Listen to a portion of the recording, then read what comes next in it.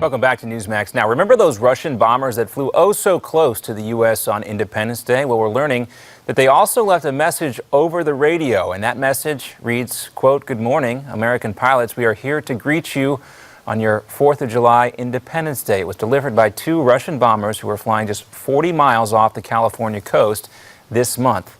Threatening? Maybe. Creepy? Definitely. And joining me right now is Todd Wood, a pilot and a correspondent here for us at Newsmax TV. Todd, great to have you with us.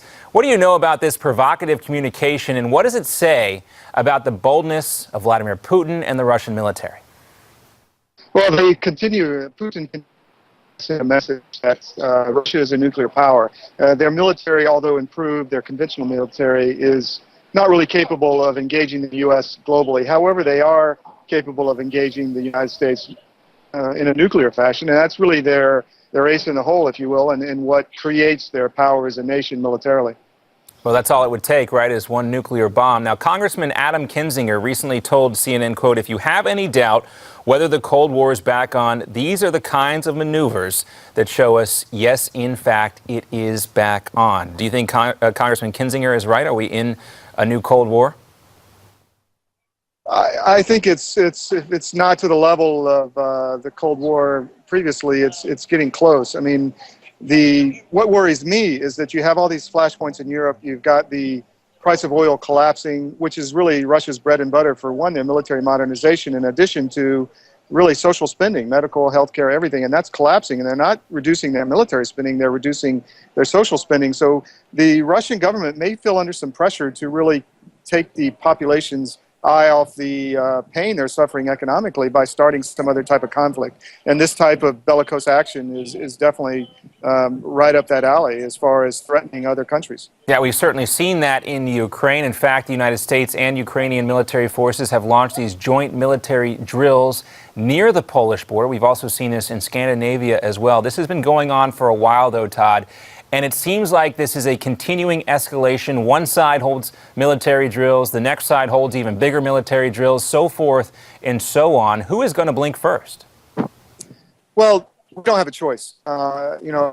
We have to show that the NATO border and our NATO routes, really that is the ultimate red line. Because if we don't, if Putin is able to protect the Russian-speaking population in Estonia and the Baltics and other Eastern European nations, then really NATO no longer has a reason to exist. And that will cause and create and encourage even more instability and aggression. So we have no choice. We have to show that if you cross this line, there will be serious consequences.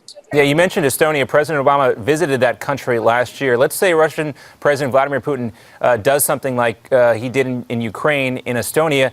By the NATO rules, we would have no choice but to fire back at Vladimir Putin. Do you think that is a red line, given this administration's history with red lines, a red line that they would take seriously?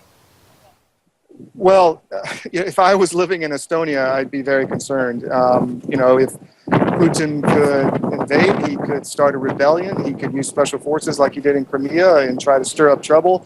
And then what would be the U.S. response? I think NATO and the United States really has to take a serious look at how we would respond immediately to any type of provocation. They've already kidnapped a border guard in Estonia, saying he was causing problems in Russia. So that threat is there, but we have to have really a severe response to any kind of aggression and make it known. And I'm not sure the Obama administration is up to that, to be honest. Yeah, it's certainly concerning. And when Americans actually they take a look at the rules of NATO and what our responsibilities are, it's easy to see just how close we could be to not just a Cold War, but a hot war with Russia. Meantime, Putin's saying that Russian-American relations remain the most important factor of international stability and security. I personally agree with Vladimir Putin, but can we take him seriously? Well, we have to engage Russia. And I've been calling for a while for American leadership, really. This is a serious issue. It could cause global conflict.